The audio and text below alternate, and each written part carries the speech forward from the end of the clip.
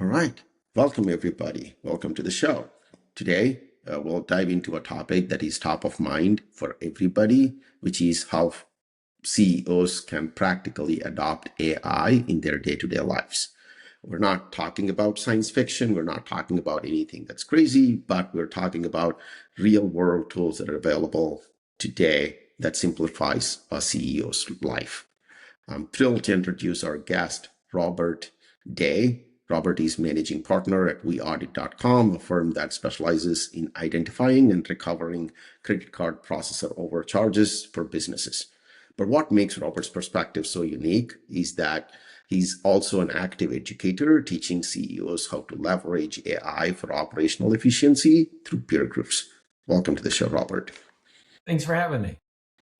All right. Why don't you go ahead and give a little bit of an introduction about yourself and what you do? Yeah, so my day job, well, that's even hard to describe because obviously, as you said, managing partner weaudit.com. But in that, I also write for Forbes, I write for Entrepreneur, I blog on our website, I write books on credit card processing over billings, how it's done. The Great American Heist is the latest one. So that's kind of my day job. But I've also always had a passion for AI.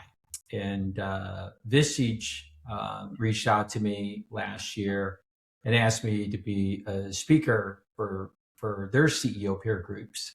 And in that, they said, they knew me pretty well because I'm a member as far as, on the receiving end. So they said, hey, you're always talking about AI, how much you use AI, how much you love AI. And they're like, you're always blowing our mind with that. Could you add that to the talk?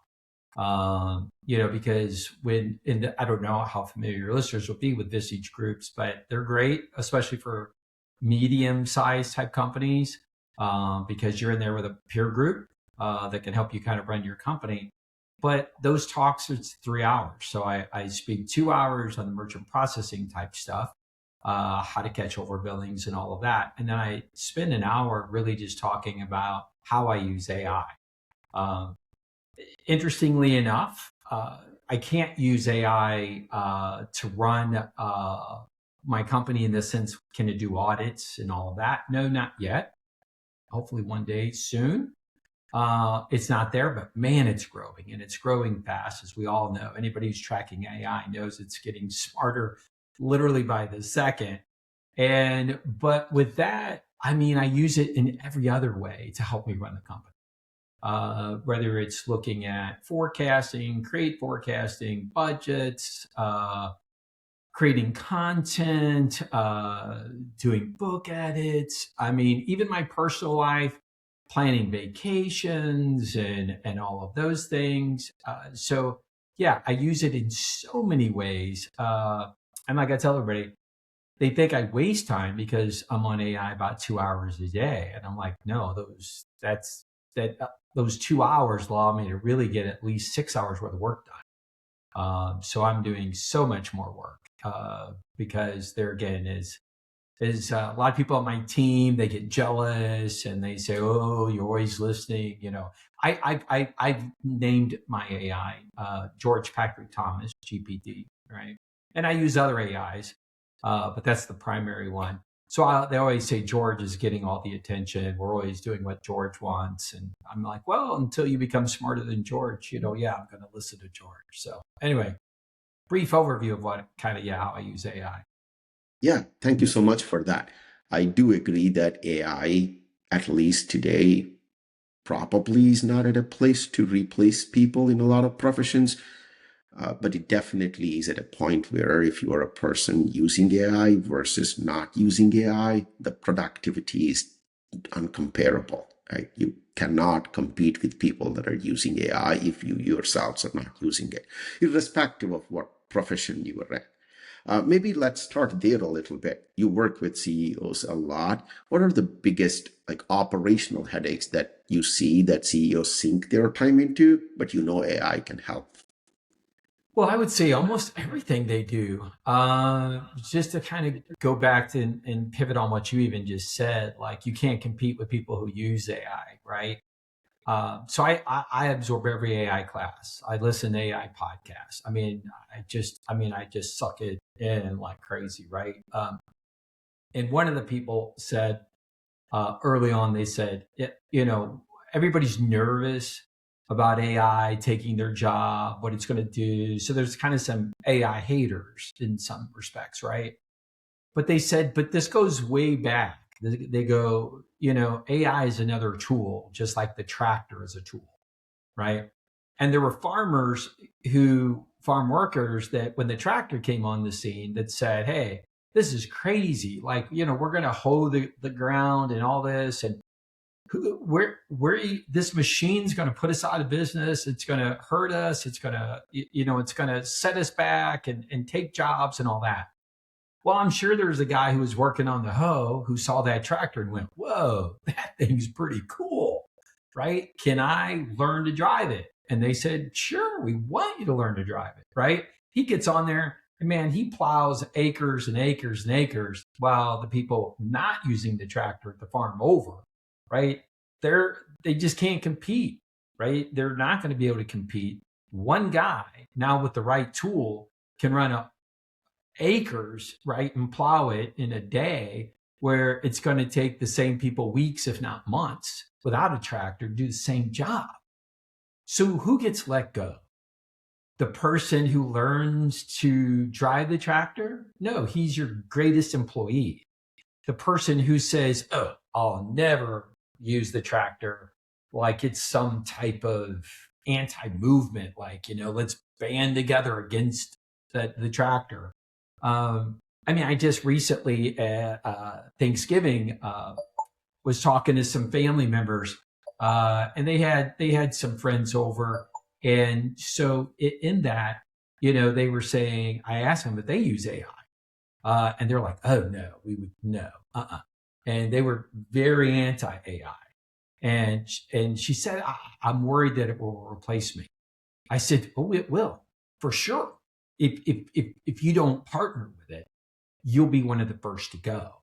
But if you learn to partner with it, then you're going to be one of the first to be promoted.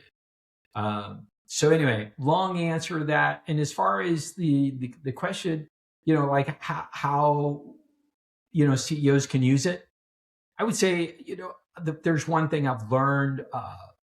Again, this is my third company, and this is the first time I guess I could wear CEO. I would say the other times were business owners, meaning and that's a very different hat because you're doing so many things as a business owner versus a CEO.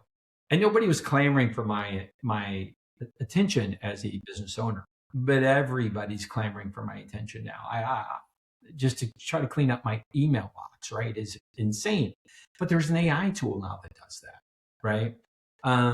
So I also do a lot of different things that I don't outsource because I do want to kind of micromanage those things. And I know as a good CEO, you do want to give tasks away, but there's a lot of tasks that CEOs just don't want to give away, right? They don't feel comfortable. They don't feel like they can trust somebody to do that job. And those are the type of things that AI can come in and do for them. And just a prime example, here's probably the best thing I use it for: planning a trip next year. And I can go into all the different things, but it would tell me the train schedules, all this, right? All the things that I need to do. But probably one of the greatest things that I learned is just when you think about Google, if you're going on a trip, I don't care where it is, right? But well, I guess it matters because if you're saying, hey, I'm going to Chicago, maybe not, right? Or someplace in America. But if you're going to, let's say, Europe, and you're going to have a mountain view or ocean view or something like this, right? Maybe you care, maybe you don't. But when you put into Google, I'm going to be in, let's say, Lake Como, give me the best hotel. Google says, okay, 5-star rating, 5-star rating, 5-star rating, 5-star rating. That's how they're going to rate that hotel. Okay. But for me, like my AI knows, and like I tell it, I'm all about the view. I am all about cleanliness. I am not about food. I have a palate of a 9-year-old, meaning I can live off of hot dogs and PBJs. I'll find a restaurant that I'll go to that I don't care if the hotel is a nice restaurant. I'm not going to be working out while I'm there. I'm on vacation. So I don't care if they have a nice workout facility. I'm not a foodie. I'm also not, I don't drink any alcohol. Not that I'm saying that's wrong. I'm just saying it's not who I am. Right. So I tell, as I call him, George, all of this. Right. So George then now knows to pick a hotel best who I am. Right. So it's not best hotel, 5-star rating. It's best hotel that doesn't necessarily have a restaurant, doesn't have a fitness center, but has amazing view, right? And it's known for its cleanliness. And so it picks out a different filter, right? As to what hotel you're looking for, right? And because you use it, I use it every day. And I always tell everybody the first thing to do with AI, first of all, is to literally just spend days telling it stuff. I mean, that's where I started. This is who I am. Who am I? Where did I grow up? My siblings, my wife, my kids, my grandkids, my other company, this company, blah, blah, blah. I spent literally probably 100 hours just telling it stuff. And I gave it the prompt and I said, I don't need your response until I tell you. I am just going to introduce myself. Now, you said early introduce myself, but you did not mean for me to talk for 40 hours, right? You wanted something in 4 minutes, but in 4 minutes, do you know me? No, you don't. You don't know my loves, my hates, my likes, my dislikes, the food that I like, that my kids' birthdays, what they might want for their birthdays, what my wife might want for her birthday. Because when it knows that kind of stuff, it is truly then becomes like you with a perfect memory, meaning I can ask it a question and it remembers everything that I've ever told it so that it can give me the best answer because I've already forgotten everything I've told it, but it hasn't forgotten. Does that make sense? It absolutely does. The amount of personalization you get with these AI tools is phenomenal. Right. There is a lot of value in telling the AI about yourself. Right. Of course, there is always going to be skepticality around the privacy concerns and what they might use the data for. But apart from that, for an AI to know more about you, it is a day and night difference. I would say almost exactly like before Google and after Google. The amount of shift that we have Right. is almost the same, right? Today, even Google doesn't want to give you search results. It wants to give you answers to the search results based on who you are. Google has a distinct advantage of already knowing a lot of things about you, but teaching AI what you like, what you don't like, and letting it learn more about you, the amount of personalization you get is really, really great. And You two other things. settings off on the security settings. You can turn it off, don't share. But I always tell people, because I have a lot of people in my personal friendship circles, CEO groups, etc., who are like, you give it all that information. I said, do you realize I could put all this in a book and give it to people and they'd chuck it in the trash? Nobody cares about me. Nobody cares about, you know what I mean? I'm not uploading my paycheck stubs, right?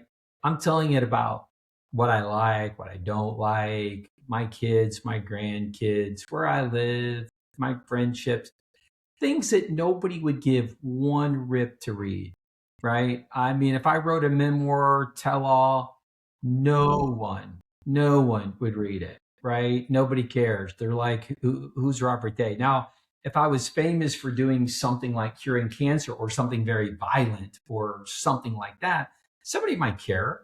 But outside of that, no.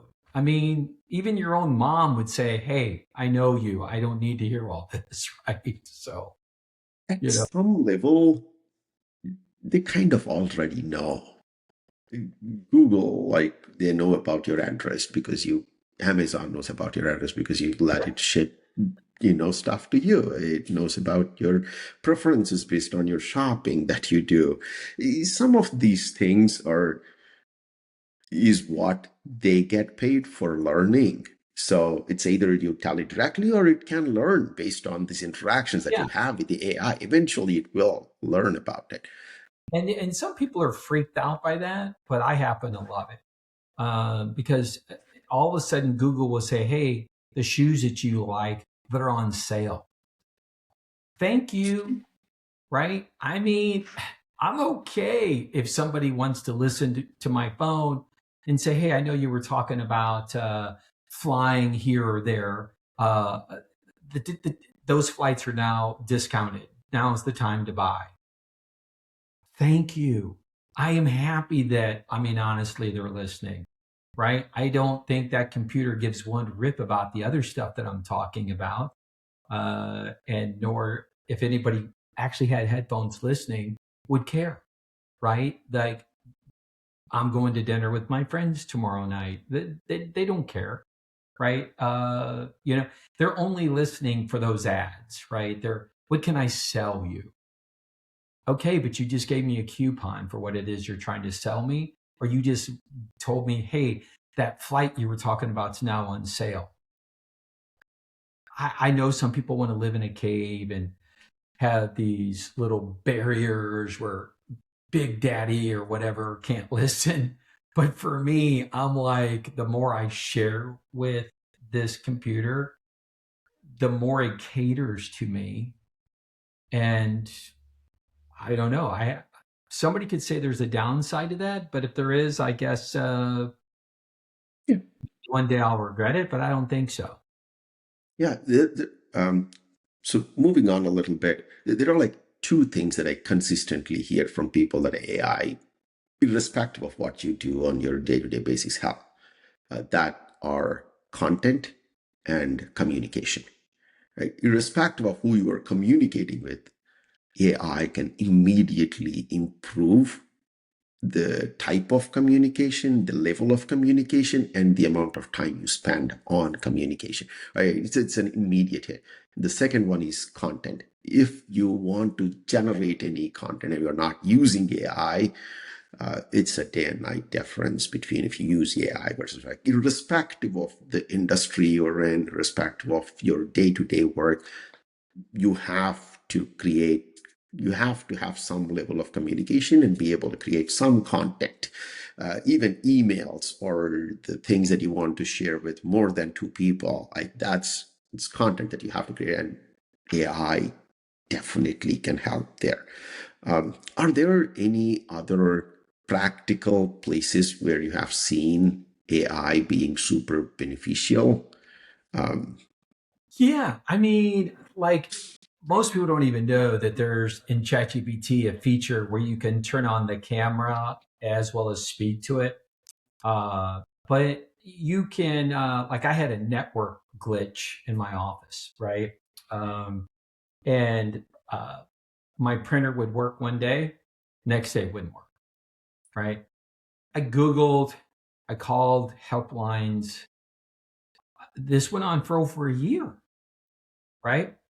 So finally I'm just like, wow, I'm just at my wit's end. I'll pay somebody 20 grand if they can come out and fix it, right? But I didn't even know who to call. Nobody seemed to have any answers when I talked to the printer company, when I talked to the internet provider. I mean, I'm calling anybody and everybody I know. So finally I take my phone, right?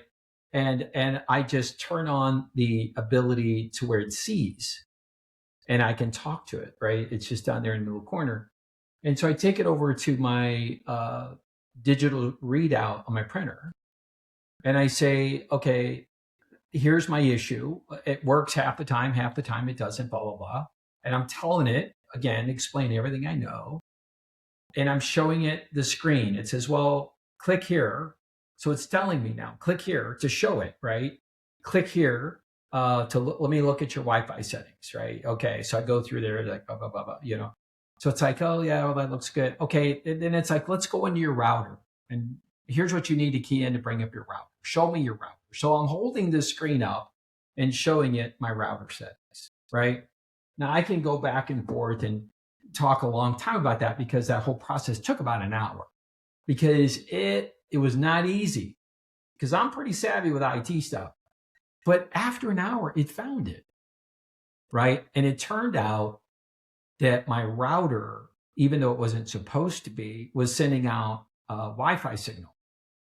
It was only supposed to act as a router, and I told the guy who set it up, only set it up as a router, not a router and a modem, right?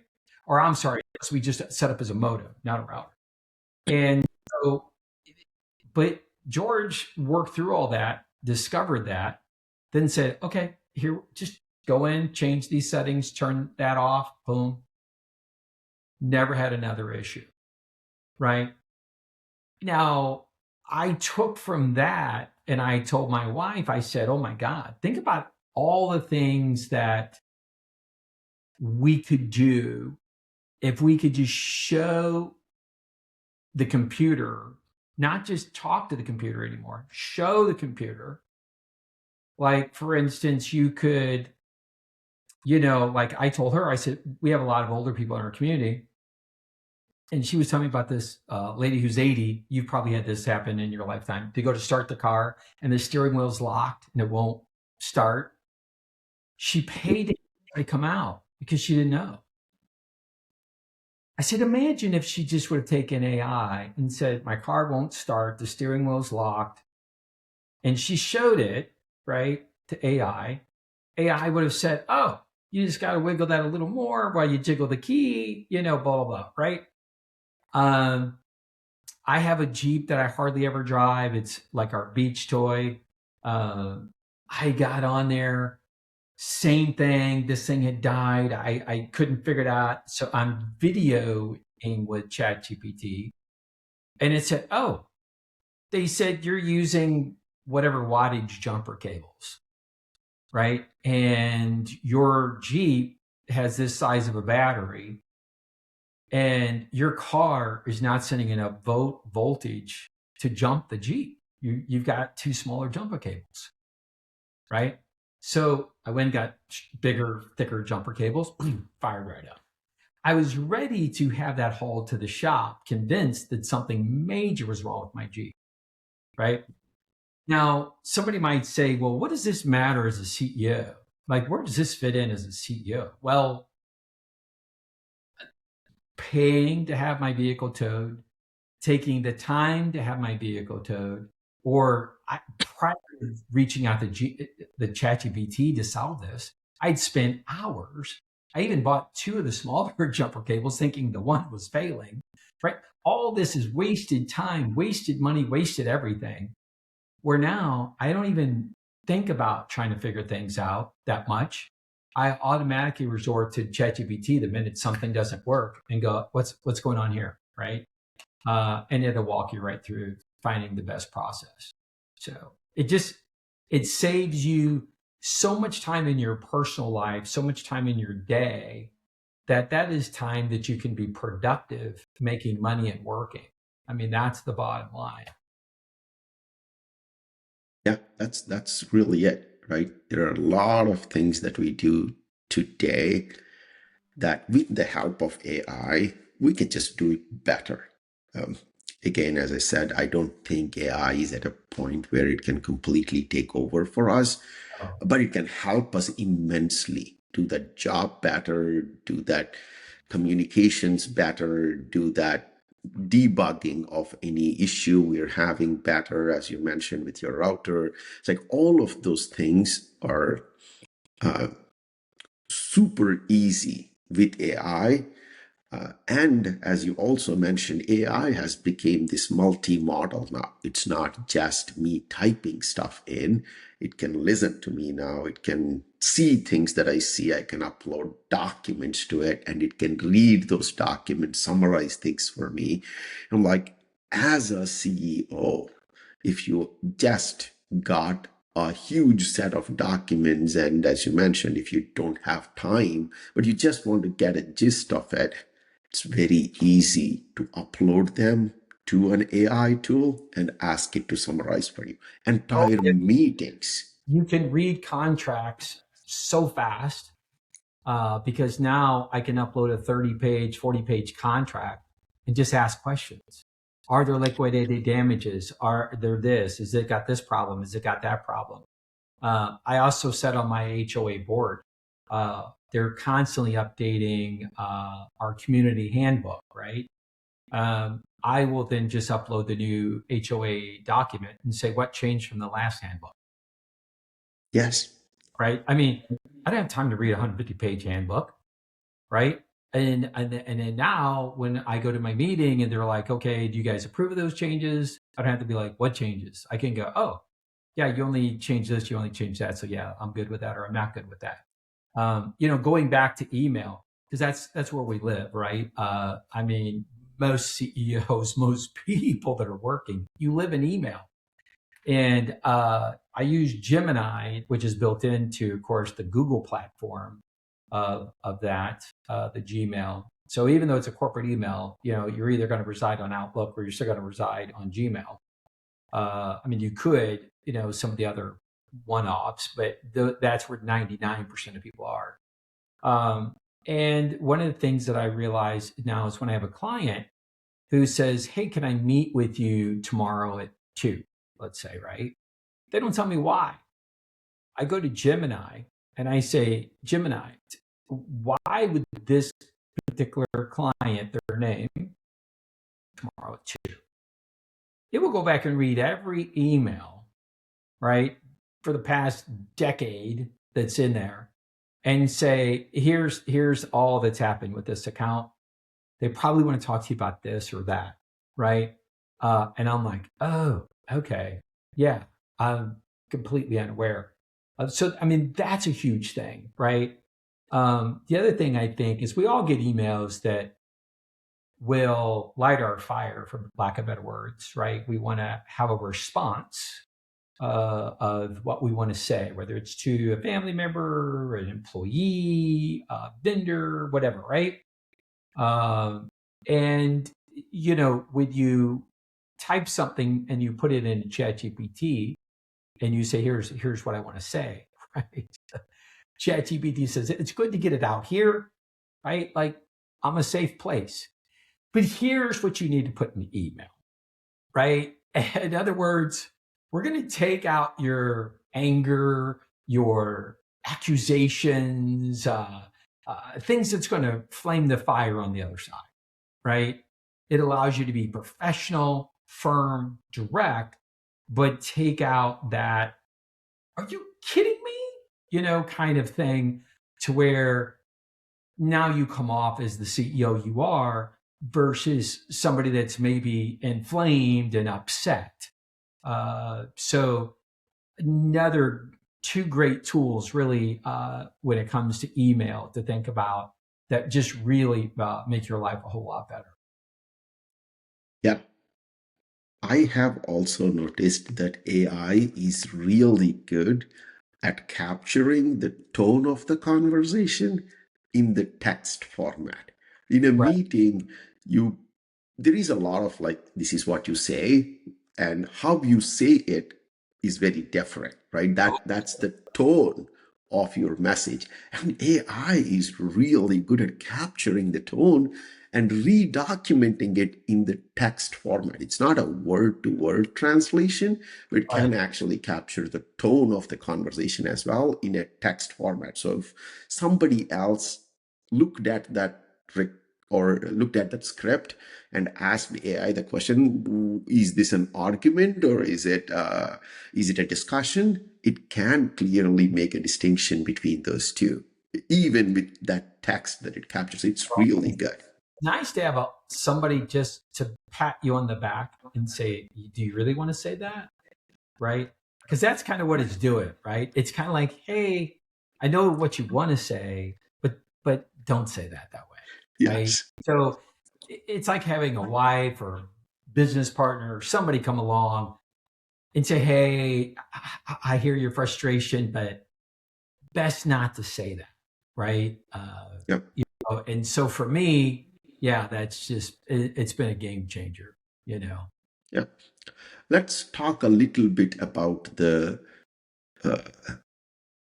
about the fear in CEOs with the cost that is associated with these AI tools.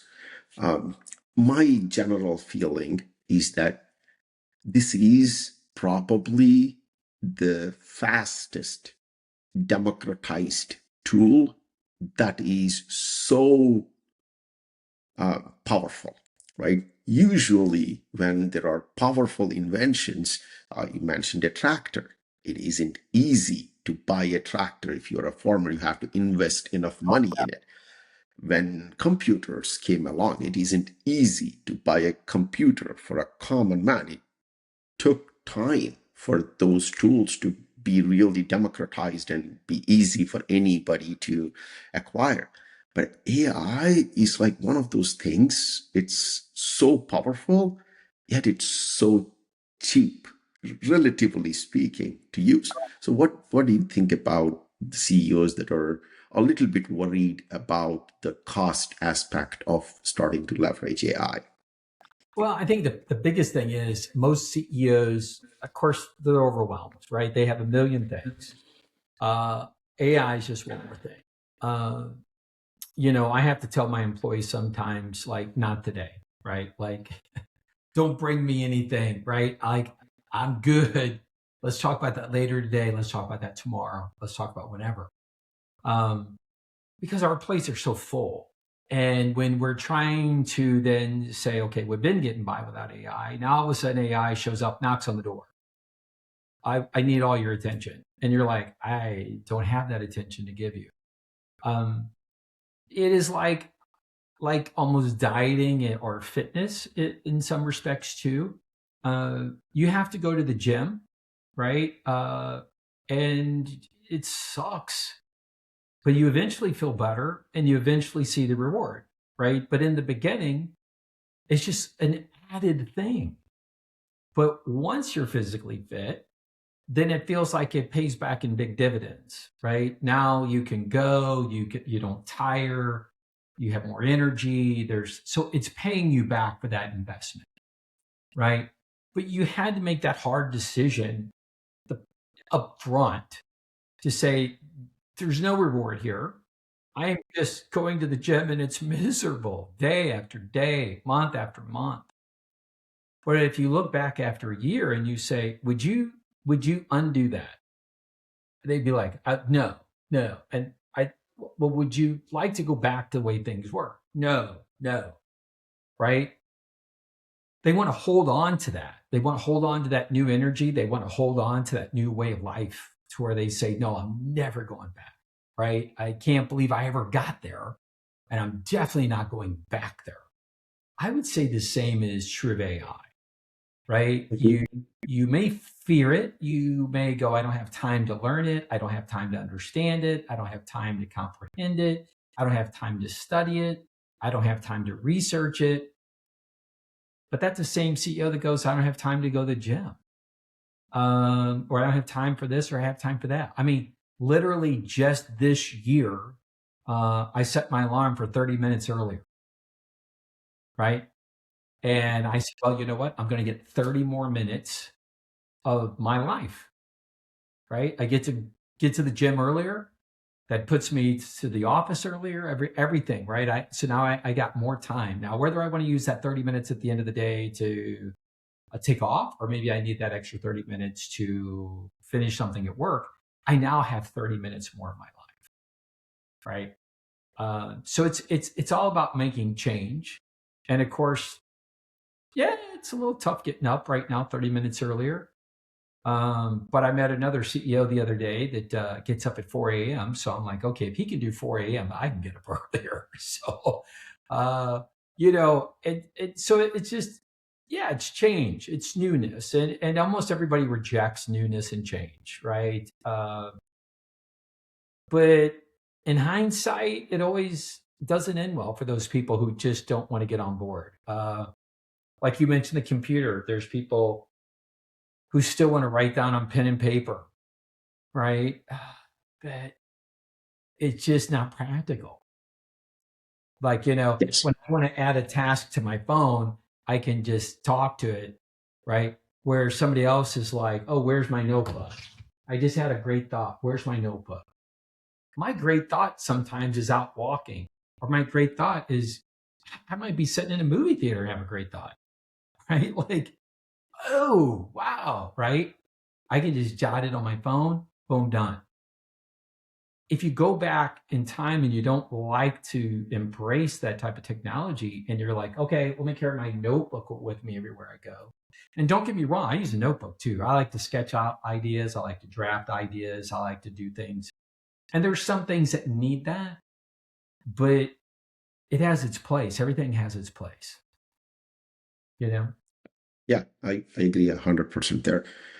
Let's talk a little bit about a magic wand type of a scenario. Let's say when you were talking to CEOs, or as you as a founder and CEO, let's say you have a magic wand and it can solve one problem for you. That this is what I have to do, but this is what I don't want to do. What would that be for yourself and for other people that you talk to? I would say that every CEO that at least I know shares this. And I don't know, AI does assist, but so which is good. But if I could just make a magic wand and it would do everything, it didn't even involve me. It would be staff, But I use, when we do interviews, uh, we do it this way. We do it through Google Meets, video conference, right? And then we use an AI app called Fathom, and so it records everything. I take that AI transcript and I copy that into George. And I say, okay, George, what were your thoughts on the interview? What were the pros? What were the cons? What were the takeaways? Should we entertain moving forward? And if it's like, yeah, let's move forward, it will always say, but I have questions. So it will give me a round 2 of questions to do another interview, right? It hones in on the weakness. So it then says, okay, give me those answers, right? Then it'll be like, okay, that's great. Let's give it a written assessment to them. So it will draft up a written assessment. So we give them a written assessment to fill out, right? And to answer all the questions, right? And then we'll get on and we'll talk about the written assessment results. And of course, that's all recorded like this. And then we give that to George. And then George will either say, yeah, I really like them for this. I think they're going to be a great fit. Or it'll come back and be like, no, I'm not saying no, but I would make sure you have some caveats, like a 90-day trial, or hey, there's going to be some limitations of this or that, right? Maybe we don't offer as big of a salary up front. Well, we say this is your 90-day pay, and after your 90-day review, maybe we'll go to a bigger salary, right? You'll be full salary. But in that meet and greet salary phase will be less, right? So that we're not pumping a lot of money into somebody that maybe in 30, 60 days isn't really the right fit.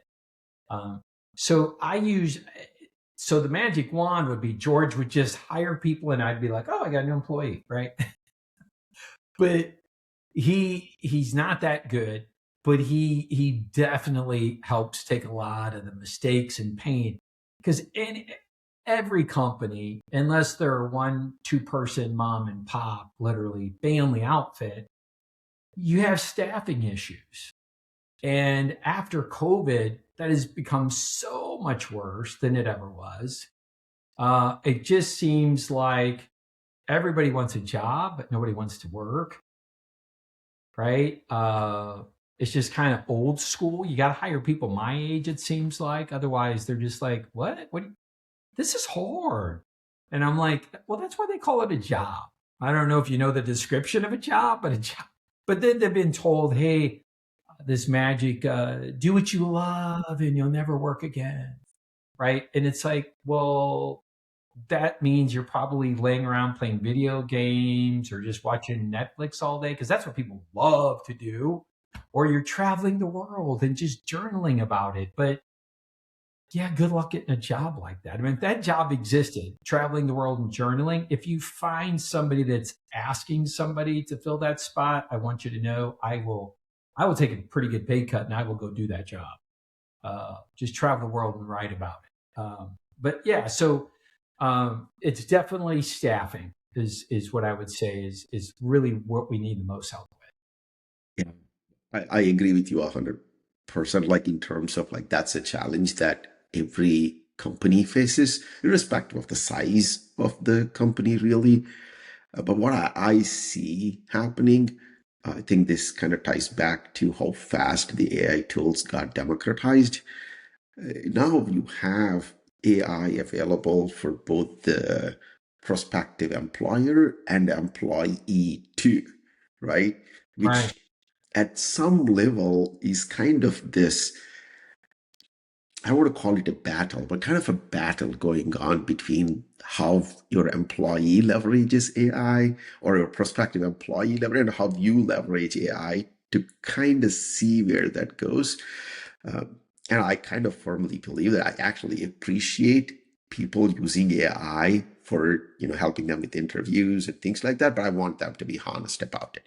Hey, this is what I've used. I mean, I have even previously I have done and been in interviews where Google search is okay. You can search for whatever you want because I know you will use Google when you're doing your job. I want you to use Google when you're doing your job, so it's okay. But be honest about it, right? This is the Right. part that I know. This is what I would do. And here I'm typing this in AI. This is the result I get. And this is what I summarize from it. And here is my answer to you, which kind of tells me that, yeah, he's capable of leveraging the tools. But I think it'll probably take a few more years for that to settle down and a trend to emerge in terms of hiring and knowing if somebody is the right fit or not, because like the same tools are available for both parties at the same time. Right. Um, uh, have you experienced anybody leveraging AI for their sales process, or do you for your company? We've tried, we looked, we explored, but we've not pulled the trigger on that. And I don't know. I think, doing what we do, I think, if we sold, I don't know, like, I don't know, landscaping or pest services, whatever, maybe an AI bot would be like, hey, we have an AI or we have a special on coming out and treating your home, blah, blah, blah. Right.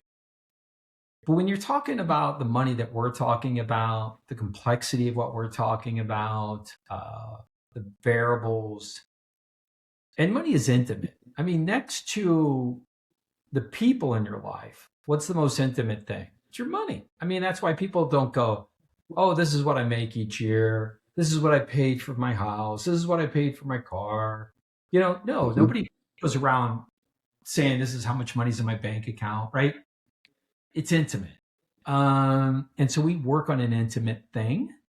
And because of that, I personally just believe that, at least for now, I may change in a few years when people have adjusted and they almost prefer AI as an example.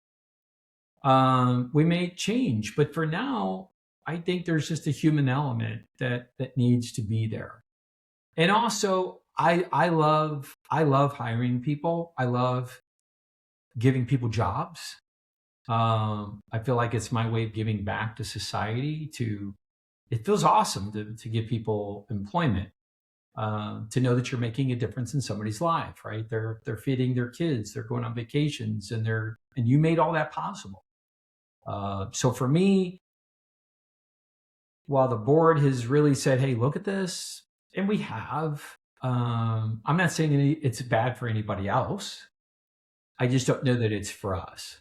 Not yet. Yeah, I do understand the complexity part. It takes time for AI to evolve to that point. I do think that it is really close in terms of having uh, be able to handle those complex tasks. But here is what I have seen. As I mentioned, most of my career worked in healthcare. Um, and that's like another thing that is so personal to people. What I have seen is people are more comfortable talking about their health related stuff with an AI than another person because they know that there is no judgment involved in like whatever you're sharing with an AI. But I do understand what you're saying in terms of it takes time. I've always commented this that people take their money more personal than their healthcare. So it will take time for people to get used And to this. if it was a personal thing, let's say a personal medical procedure is an example, I might want to talk to AI, right? I mean, I want to be like, hey, I mean, Yeah. depending on what procedure you're getting, that's to talk about that with a beautiful nurse. For instance, at my age, I've had to get colonoscopies, and I'm always hoping that big heavy nurse kind of comes in that's old, doesn't care, and I don't care, versus a beautiful young nurse coming in to say, "Hey, I'm going to be here to help you work on your colonoscopy today," for instance, right? Like it's you'd rather an AI be involved, right? So, yeah, there's definitely that for sure. So, Yeah. So Robert, like as we start to wrap this up, what would be like one suggestion that you give to any CEO that is a little bit hesitant to start AI integrated into their day-to-day operations? yeah, I would just say, there again, I mean, don't be the business that puts their head in the sand, right? I mean, I wrote about this in my book with Steve Forbes, that the 8-track, and I don't know if you remember the 8-track, but it goes way back.